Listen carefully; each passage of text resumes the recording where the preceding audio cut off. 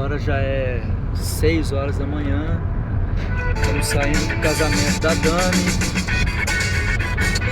O Pardal arrumou um tumulto lá. Agora tá aqui, igual um anjinho, roncando dentro do carro. Olha lá a situação do rapaz. E a Luísa não pode arrumar o som aí. Segura aí, Paula. Capta o ronco dessa criança aí. Quis bater em todo mundo. Aí tá aí, roncando, igual um neném novo, igual o Babu. Apanhou da Paula de bolsa.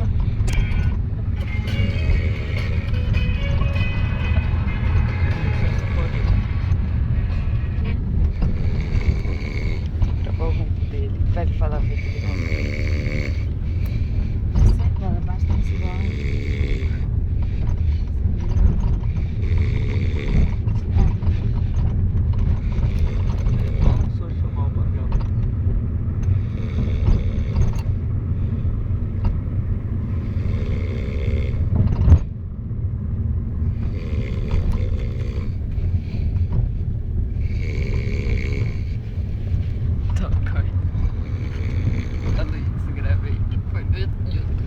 Hã?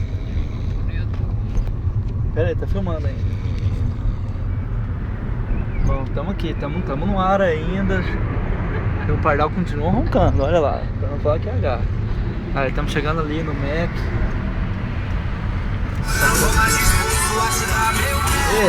Dá um jeito no som aí. O Pardal apanhou da pipa no casamento do Max. Então eu vou fazer o quê? Olha lá o jeito dele.